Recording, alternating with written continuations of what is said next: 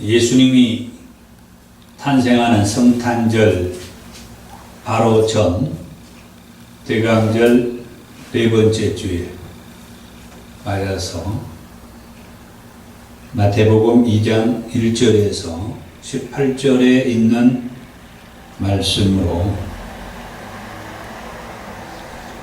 예수님은 경배를 받으실 분이라는 그런 말씀의 제목으로 함께 은혜를 받기를 원합니다. 1절의 말씀을 보면은 헤롯 왕 때에 예수께서 유대 베들레헴에서 나심에 그랬습니다. 예수님이 어느 시점에 어느 지역에서 태어나셨다라고 하는 말씀이 마태복음 2장 1절에서 말씀을 해주죠. 헤롯 왕 때에 유대 베들레헴에서 예수님께서 탄생하셨다. 물론 마태복음 1장의 말씀을 보면은 18절에 예수 그리스도의 나심은 이러하니라 하면서 그 예수는 성령으로 잉태되었으며 자기 백성을 그들의 죄에서 구원할 자이심이라고 그 이름의 뜻, 이름의 의미도 말씀을 해 주셨고, 그 다음에 1장 23절에서는 하나님이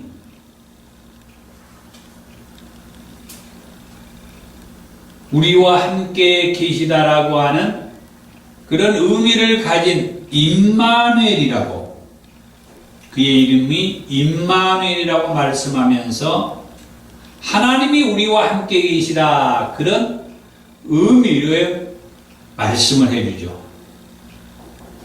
그래서 제가 종종 쓰는 빌립보서 2장의 말씀, 그는 근본 하나님의 본체이셨다라고 하는 말씀.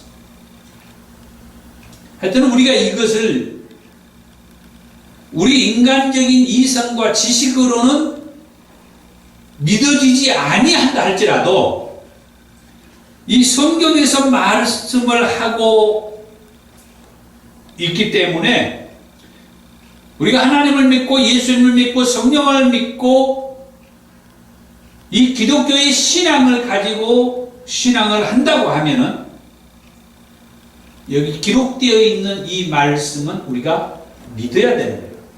내 인간적인 이성과 또 세상의 여러 가지 지식은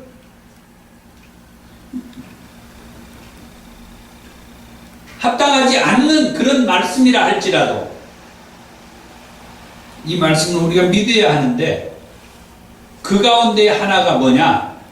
예수님은 근본적으로 하나님이셨다는 거예요. 근본적으로 하나님이 자기 백성들의 죄를 구원하기 위해서 자기 백성들이 죄를 짓고 사는 그 죄에서 구원하기 위해서 하나님이 예수라는 한 인간으로 이 땅에 오신 것이다, 이 말이에요.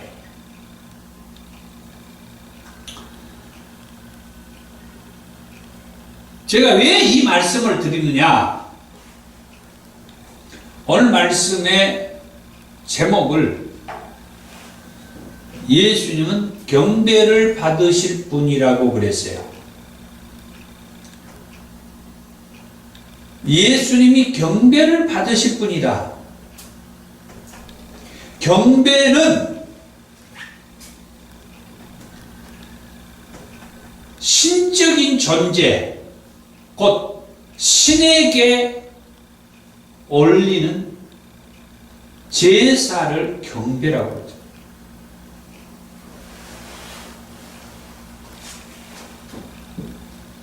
그렇기 때문에 예수님은 하나님이라고 설명을 드리는 거고, 이 설명이 믿어지지 아니하면은 예수님을 경배할 수가 없다. 예수님은 경배를 받으실 분이라고 오늘 제가 설교를 할 텐데, 그렇다고 하면은 결론적으로는 뭔 얘기를 하냐? 우리가 예수님을 뭐 하자는 거예요? 경배하자는 거죠. 아멘. 예수님을 경배를 합시다 이 말이에요.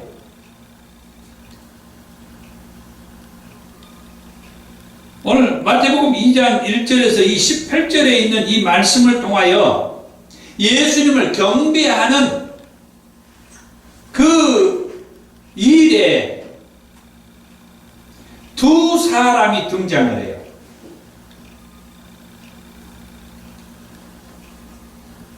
동방의 박사들이 등장을 하고 예수님을 경배하는 일에 있어서 유대 땅을 통치하는 헤롯 왕이 등장을 합니다. 다시 1절의 말씀이 읽습니다. 2장 1절. 헤롯 왕 때에 예수께서 유대 베들레헴에서 나시매 동방으로부터 박사들이 예루살렘에 이르러 말하되, 동방에서 박사들이 예루살렘에 도착을 했어요. 그래가지고 하는 말이, 유대인의 왕으로 나신 이가 어디 계시느냐. 여기에서 유대인의 왕이라고 하는 그 말은 예수님을 가리키고 있습니다.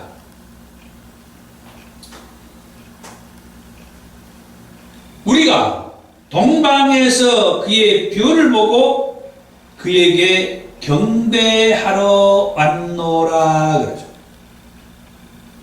동방의 박사들이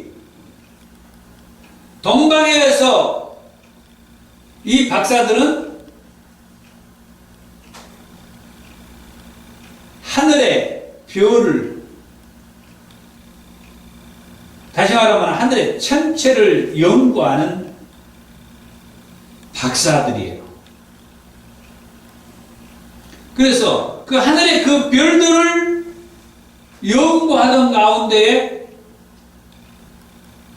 갑자기 어떤 큰 별이 나타났다는 거예요.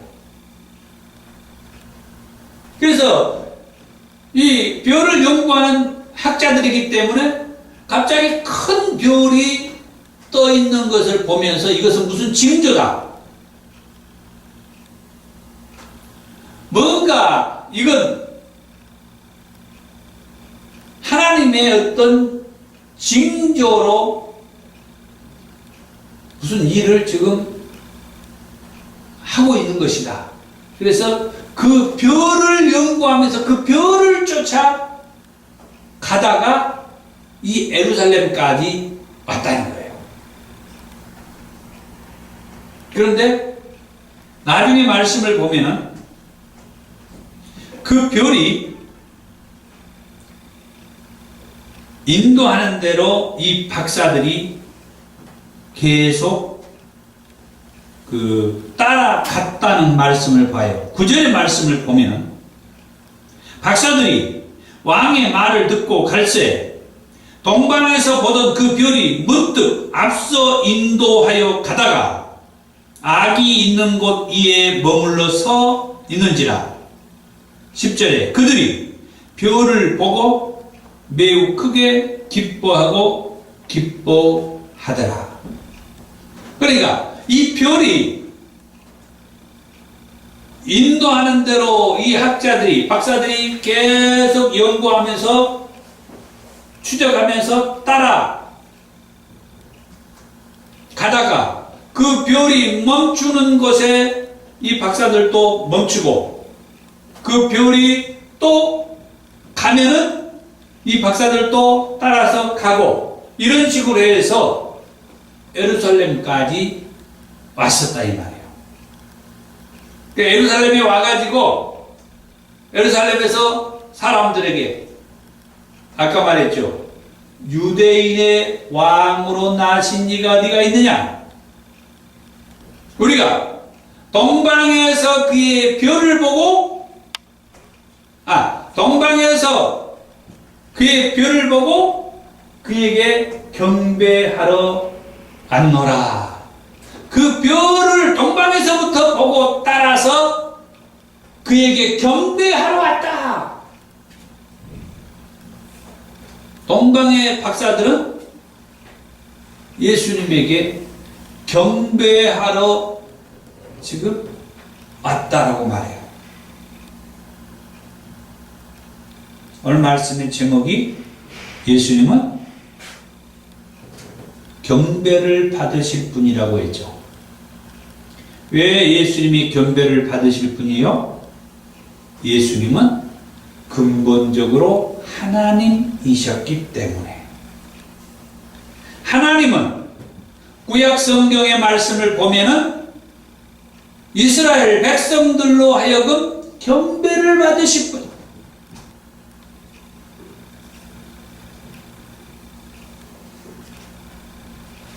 다시 말씀드리면 이스라엘 백성들로 하여금 제사를 받으실 분이다.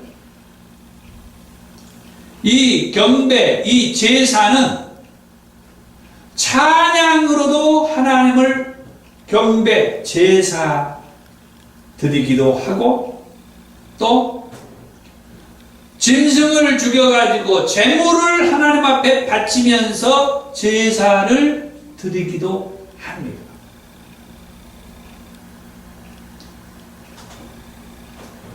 이렇게 해서 동방의 박사들은 예수님을 경배하기 위해서 그 머나먼 길을 이 별을 따라서 왔었다라고 말씀을 하는데,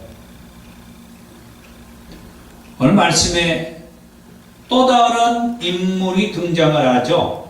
그 인물은 유대 땅을 통치하는 헤롯 왕이라고 하는 인물이에요. 3절의 말씀에 헤롯 왕과 온 예루살렘이 듣고 무엇을 들어요? 동방에서 박사들이 와가지고 하는 말을 들었어요. 동방에서 박사들이 와가지고 하는 말이 뭐라고요? 유대인의 왕으로 나신 이가 어디가 있느냐? 우리가 동방에서 그의 별을 보고 그에게 경배하러 왔다는 이 말을 듣고, 이 말. 예루살렘이 이제 소동이 일어나, 소동이. 다시 말하면 웅성웅성웅성 한다는 게 사람들이 막, 이 동방의 박사들이 하는 이 말을 듣고, 소글소글, 여기서 저기서 이제 막, 이 말이 퍼져가기 시작을 했어요. 하여튼 놀라운 일이 것은 분명한 거죠. 소동이 일어난 걸 보니까. 그때에 헤롯 왕이 모든 대제사장과 백성의 서기관들을 불러 모아놓고 묻습니다. 그리스도가 어디서 나겠느냐고. 여기서 재밌는 것은요, 동방의 박사들은 유대인의 왕이 어디서 나겠느냐 그렇게 묻는데, 이 유대 땅을 통치하는 헤롯 왕은 모든 대제사장들과 백성의 서기관들에게 묻기를 그리스도가 어디서 나겠느냐고 물어요. 그리스도는 기름 부음을 받은 자, 곧 메시아, 구원자라는 의미가 있어요. 그러니까 유대 땅을 통치하고 있는 저 로마의 지배를 받으면서 이 유대 땅에서 이 통치하고 있는 헤롯 왕의 입에서 그리스도가 어디서 나겠느냐라고 하는 말을 그 입으로 했다고 하는 것은 이건 정말 놀라운 일이에요. 어찌되었든 간에 그 시대에 이 유대 땅 그리고 더군다나 로마의 그 지배를 받고 유대 땅을 통치하는 헤롯 왕이 이스라엘의 백성들이 쫓아가고 믿는 하나님의 아들 메시아 그리스도 이 구원자에 대해서 직접 헤롯 왕의 입에서 그리스도란 말을 내던졌다라고 하는 것이 이것이 심상치 않는 그런 일이었다. 아무리 이 대제사장들과 백성의 장로들, 서기관들이 나중에 이 복음서의 말씀을 보면은 예수님을 가리켜서 네가 유대인의 왕이냐 또는 네가 그리스도냐 나는 예수님을 신문할 때 질문했던 그 문구가 있는데 이미 이 마태복음 2장에서 헤롯 왕이 대제사장들과 백성의 서기관들에게 그리스도가 어디서 나겠느냐라고 물으면서 그들 스스로 예수님이 그리스도라고 하는 것을 인정하고 받아들이는 그런 말씀을 볼 수가 있다는 거예요. 아멘. 아무리 그래서 저와 여러분들이 예수님이 그리스도이시고 예수님이 우리를 구원해 주시는 그 메시아이시고 구원자이시고 또 그분이 하나님이었다라고 우리가 믿는데 우리 주변의 수많은 사람들은 그렇게 믿지 않고 예수가 하나님이고 예수가 우리를 구원해 주셨다라고 하는 것을 믿는 우리들을 향하여서 대적질하고 또 수많은 어떤 고통과 아픔과 이런 어려움을 겪게 한다고 할지라도 마태복음 2장에서 유대 땅을 통치하는 이 헤롯 왕이 자기 입으로 예수가 그리스도라고 얘기하고 있었다는 것을 우리가 명백하게 알아야 하는 거예요. 아멘. 그런 헤롯 왕이 저 동방에서 온 박사들은 그 별을 보면서 따라와 가지고 그 예수, 유대인의 왕으로 나신 그 예수, 그리스도라고 하는 그 예수가 어디서 나시느냐고 물어가지고 그 예수가 난 그곳을 찾아가려고 이 베들레헴 사람들에게 물었는데 누가 제대로 말을 해주질 않고 헤롯 왕이 대제사장들과 백성의 서기관들에게 물었을 때 그때 대제사장들과 백성의 서기관들이 미가서의 말씀을 인용해 가지고 헤롯 왕에게 대답을 해주죠. 그게 2장 5절에서 이르되 유대 베들레헴이오니 이는 선지자로 이렇게 기록된 바, 또 유대 땅 베들레헴아 너는 유대 고을 중에서 가장 작지 아니하도다.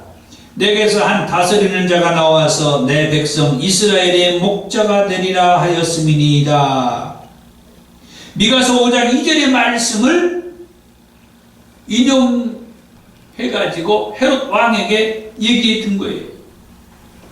그러니까 하나님께서 선자들을 통하여서 말씀해 주셨던 그 말씀을 이 대제사장들과 서기관들 이들이 다 알고 또 믿고 있었다는 거예요. 그런데 헤롯 왕이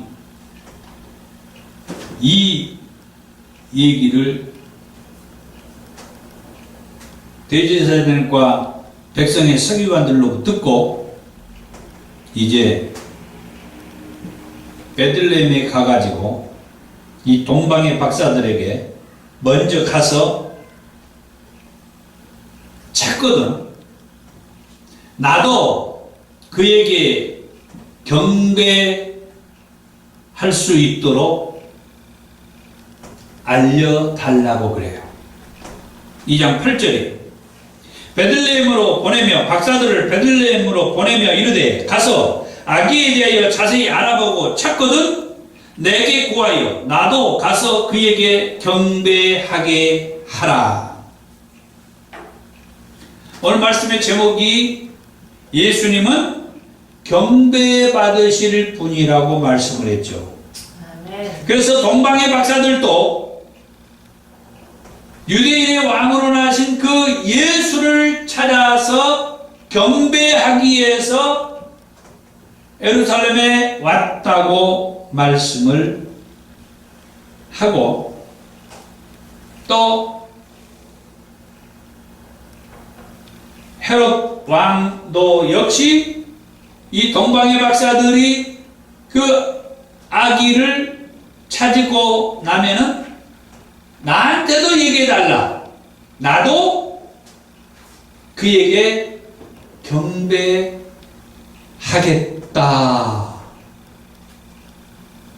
자, 그런데 동방의 박사들이 헤롯 왕이 일러준 대로 그리고 밖에를 나갔더니 그 동방에서부터 자기들을 인도했던 큰 별이 또 자기들을 인도해서 예수님이 태어난 곳까지 이르게 됩니다. 그래가지고 그곳에서 11절의 말씀에 집에 들어가 아기와 그의 어머니 마리아가 함께 있는 것을 보고 엎드려 아기께 경배하고. 자, 동방에서 온 박사들이 동방에서부터 여기까지 온 이유가 그 아기 예수에게 경배하기 위해서 왔다라고 그랬어요. 그래서 큰 별이 인도한 대로 따라가서 갔더니 그곳에 어머니와 아이가 있는 것을 보고 거기에서 엎드려 아기께 경배했다고 해요. 예수님은 우리의 경배를 받으실 분인데 동방의 박사들이 예수님에게 경배하기 위해서 왔는데 드디어 그 어머니와 아이가 있는 것을 발견하고 그 아이에게 엎드려 경배했다 그래요. 동방 박사들이. 그래가지고 보배 합을 열어서 황금과 유향과 몰약을 애물로 드렸더라. 그리고 꿈에 헤롯에게로 돌아가지 말라 지시하심을 받아 다른 길로 고국에 돌아갔다고 그래요. 그런데 이제 이 다음이 문제예요. 동방에서 박사들은 큰 별을 따라서 와가지고 결국은 유대인의 왕으로 나실 그 아기 예수에게 경배하러 왔다고 했는데 결국은 그의 어머니와 그 아이를 발견하게 되고 그 아이에게 엎드려 경배한 다음에 보배합을 열어서 황금과 유향과 몰약을 애물로 드리고 꿈에 헤로데게로 돌아가지 말라는 지시를 받은 대로 다른 길로 고국으로 이제 돌아갔어요. 그런데 이제 이 헤롯이 문제, 헤롯. 아까 이 헤롯이 동방의 박사들에게 그 얘기했죠. 너희들이 먼저 이 아이를 찾거든 나한테도 알려달라. 왜요? 나도 경배하고 싶다. 그런데 동방의 박사들에게 꿈에 천사들이 그 얘기를 해준 거죠. 헤롯에게 가지 말아라.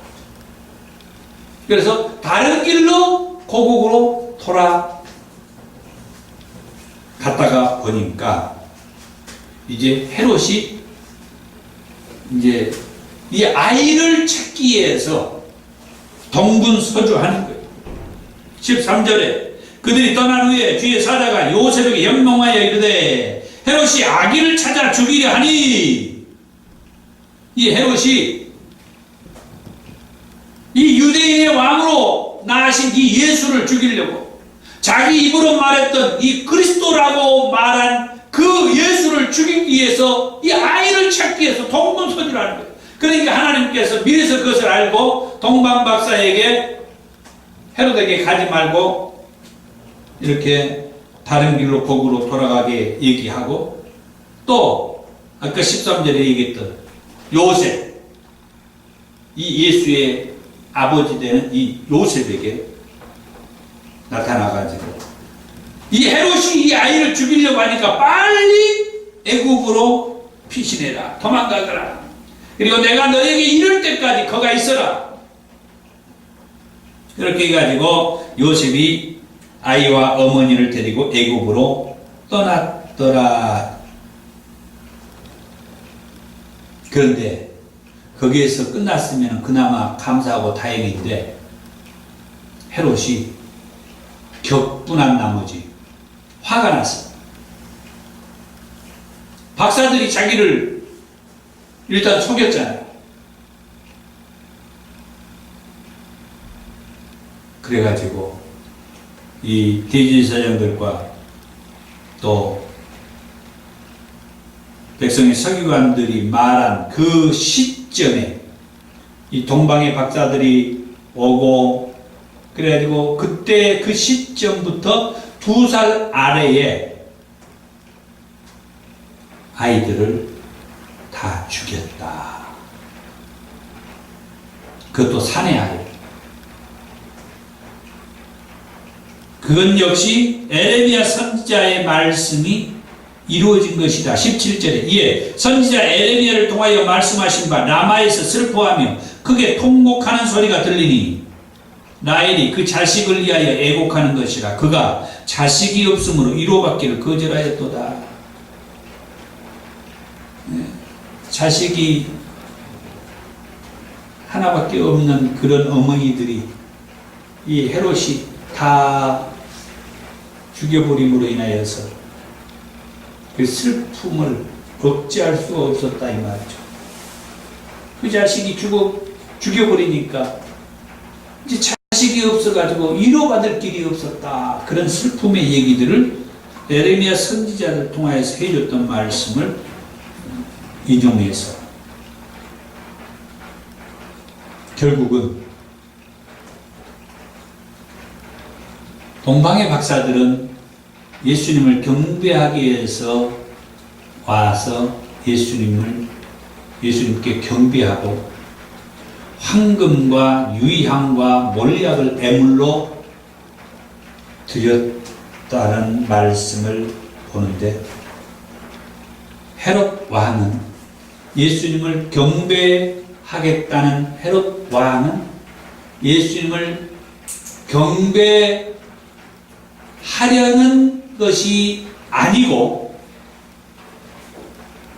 동방의 박사들과 그 모든 사람들을 속이면서 자기도 예수에게 경배하겠다라고 말했다는 것을 알 수가 있죠.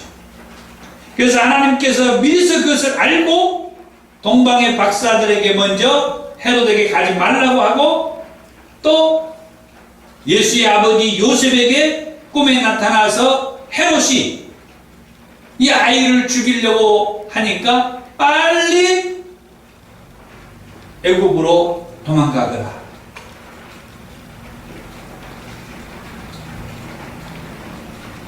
사랑하는 성도 여러분,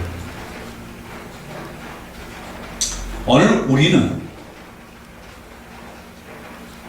예수님을 경배해야 할 동방 박사들도 우리들 주변에 있고 유대 땅을 통치하는 헤롯 왕도 우리들 주변에 우리들 가까이에 있다는 사실을 알아야 돼요. 아멘. 정말 신실하게 예수를 경배하기 위해서 우리들 가까이에 오는 동방 박사들도 우리는 만날 수가 있고 속으로 가식적으로 예수를 죽이기를 마음먹고 있는 유대 땅을 통치하는 헤롯 왕과 같은 사람들이 우리들 곁에 우리들 주변에 있다는 사실. 이럴 때일수록 우리의 신앙은 더 성령 중심으로 그리고 그 성령의 감동을 받아 기록된 하나님의 말씀 중심으로 신앙생활을 굳굳이 잘 해야 할 것입니다. 아멘. 예수님은 경배 받으실 분이십니다. 아멘. 진정으로 동방의 박사님들과 같이 황금과 유향과 애물이라고 하는 우리에게 있어서 나름대로 귀중한 소중한 그 애물을 예수님에게 드리면서 경배하는 그런 저와 여러분들이 되기를 원합니다. 아멘. 최소한 하나님 앞에 나올 때는 그런 마음을 가지고 하나님 앞에 감사 애물을 드리시고 또 성탄이 되는 이 성탄 축하 예배를 드릴 때 내게 있어서 소중하면서도 가치가 있는 귀한 것들을 가지고 함께 그 예물을 드리는 그런 성탄 축하 예배를 드리기를 소망합니다. 아멘. 예수님은 저와 여러분들의 경배를 받으실 분이십니다. 기도하겠습니다.